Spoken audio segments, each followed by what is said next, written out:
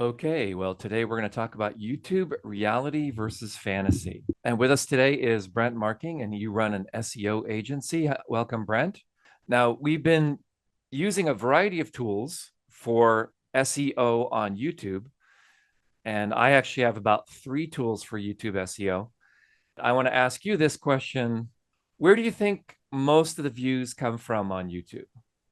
What do you think? Well, most people say they come from search. Do you think they Yeah, come from search? I would think that. Yeah. Okay. Of the top 5 places where you get traffic, okay, there's 5 different spots. Where is search in that? Pick a number. Okay. Well, two. I'll say two. All right, it's close, but okay. So on my channel, there's another factor. It accounts for 41.4% of my traffic. And then the next factor is almost the same with an importance of 32.6% of traffic to my channel. Wow. Okay. And in third place is search with only 8.5% of the total traffic to the channel. Wow. Okay. So out of 4.6 million views, only 391,000 were from search. And so you might ask, okay, well, what are these browse features and why is Vic, created SociSnap? Why is he creating search triggers? Why is he creating all these tools? I said, my friends, is because YouTube search is only 8.5% of my traffic, and I need these other tools to do that. So would you like to know what these browse features and suggested videos are? Yes? Yes. Okay. All right. So browse features. Drum roll, please. It's YouTube homepage, youtube.com, personalized by you and by every single visitor you have. Your Hmm. sole goal, really, if you really want to rank on YouTube, is make a video on Facebook and say, hey, go to youtube.com and search for blah, blah, blah, blah, blah. Right? YouTube will love you for that.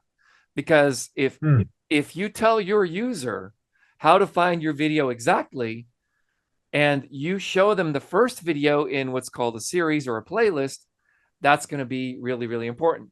So the YouTube algorithm presents a variety of videos on your homepage based on your liking and watching history. It also has profiled each user in your inventory, right? So the factors considered by the algorithm are view history, past search history, channels that they watch frequently, types of videos they watch frequently, the types of videos watched by viewers, similar interests to you, and the performance of a video. And if they've already started watching a video and they want to continue watching it. And this brings us to the next factor on browse features, which is watch later. So let's say someone saw my video and they didn't have time to watch it and they just clicked the button that says watch later. Well, that's what you want to do, is you want to train people to actually cause people to watch later. And, they go, ooh, I'll watch this later. And they see it show up in their homepage, or they see it show up somewhere else.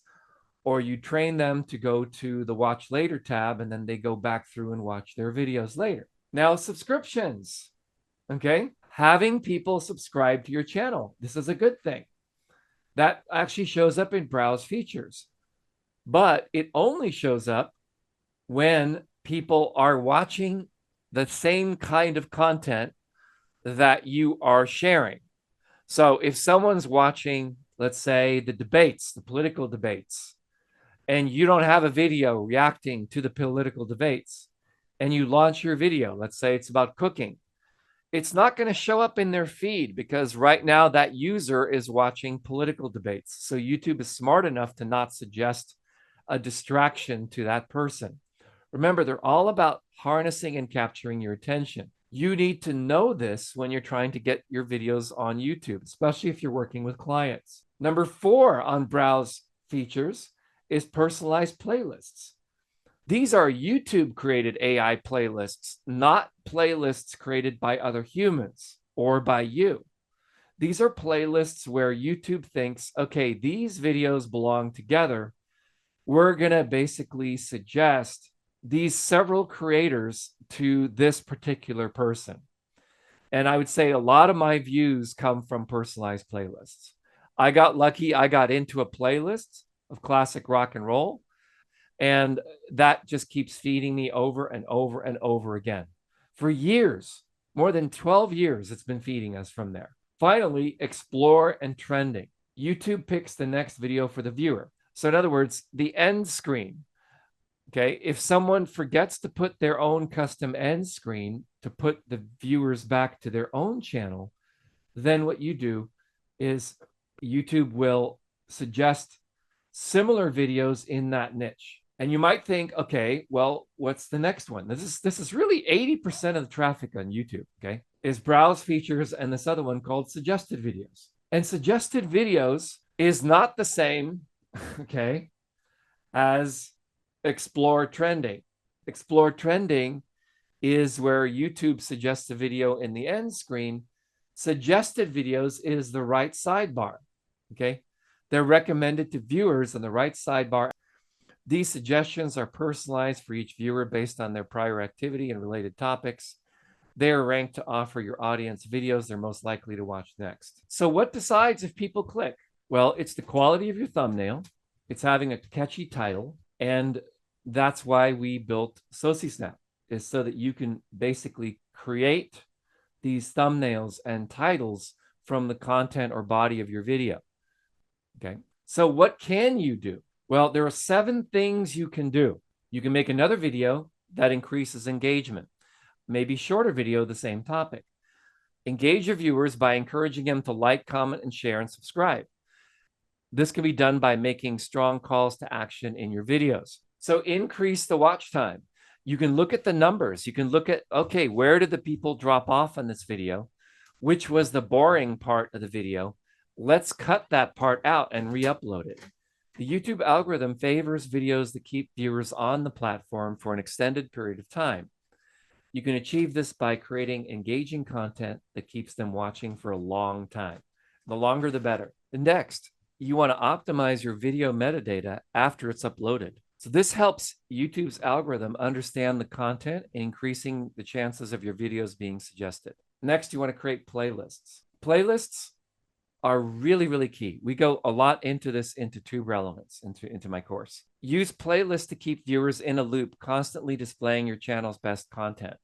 So once you have several videos uploaded in a series, put all of those in a playlist, and then put the playlist on the end screen so people can actually continue watching the playlist. Now, you can change your thumbnails and titles anytime, even old videos. So you can use SociSnap, go create a brand new thumbnail, go create a brand new title for your video.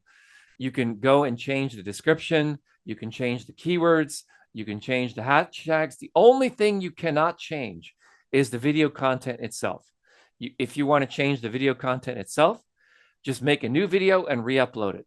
Use the same data. Even YouTube now has a button with one click. It'll reuse the same content from the previous video. So you can very easily just go in, make that old video unlisted, and launch that brand new video.